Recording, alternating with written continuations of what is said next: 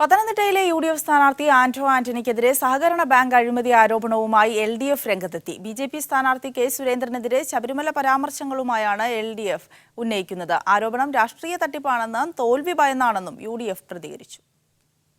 ലോക്സഭാ തെരഞ്ഞെടുപ്പിന് 5 ദിവസം ബാക്കി നിൽക്കെയാണ് കടുത്ത ആരോപണങ്ങളുമായി മുന്നണികൾ രംഗത്തെത്തിയിട്ടുള്ളത്. പൂഞ്ഞാർ സർവീസ് സഹകരണ ബാങ്കിൽ നടന്ന കോടികളുടെ അഴിമതികളിൽ യു.ഡി.എഫ് സ്ഥാനാർത്ഥി ആന്റോ ആന്റണിയുടെ സഹോദരങ്ങൾക്ക് പങ്കുണ്ടെന്ന ആരോപണമാണ് എൽ.ഡി.എഫ് ഉയർത്തിയിട്ടുള്ളത്. 65 എൻക്വയറി നടത്തി ഭരണസമിതിയെ തന്നെ പിരിച്ചുവിടുന്ന സ്ഥിതിയാണ് ഉണ്ടായത്.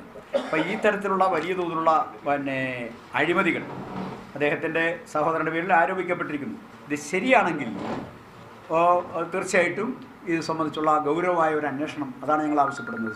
എന്നാൽ ആരോപണം രാഷ്ട്രീയ തട്ടിപ്പാണെന്നാണ് യു.ഡി.എഫിന്റെ പ്രതികരണം. ആന്റോ ആന്റണി വിജയിക്കുമെന്ന് ഉറപ്പായതോടെ നിലവാരമില്ലാത്ത ആരോപണങ്ങളാണ് എൽ.ഡി.എഫ് ഉന്നയിക്കുന്നതെന്നാണ് വിശദീകരണം. ആന്റോ ആന്റണിയുടെ എതിരായുള്ള ഈ ആരോപണം കുറച്ചുകൂടി ആന്റോ ആന്റണിക്ക് അനുകൂലമായി മാറാൻ പോകുന്നു. കാരണം ഒരു നല്ല വ്യക്തിയെ ഇത്തരത്തിൽ കളങ്കപ്പെടുത്തുവാൻ വേണ്ടിയിട്ട് കെട്ടിച്ചമച്ച ഈ കഥകളുമായിട്ട് ഇറങ്ങിയിരിക്കുന്ന ഈ സംഭവം ജനങ്ങൾ ഒരു കാരണവശാലും അത് ഏറ്റെടുക്കുകയില്ല. ആന്റോ ആന്റണി വലിയ ഭൂരിപക്ഷത്തിൽ വിജയിക്കും. ശബരിമലയുടെ പേരിൽ വോട്ട് ചെയ്യണമെന്ന കെ സുരേന്ദ്രന്റെ പരാമർശങ്ങൾക്കെതിരെ പരാതി ഉയർന്നിട്ടുണ്ട്. വീണ ജോർജിനെ സാമൂഹ്യ മാധ്യമങ്ങളിലൂടെ അപമാനിക്കുന്നുവെന്ന പരാതിയും ഭരണാധികാരിക്ക് ലഭിച്ചിട്ടുണ്ട്. അനന്തു രാമചന്ദ്രൻ, മീഡിയ 1, പത്തനംതിട്ട.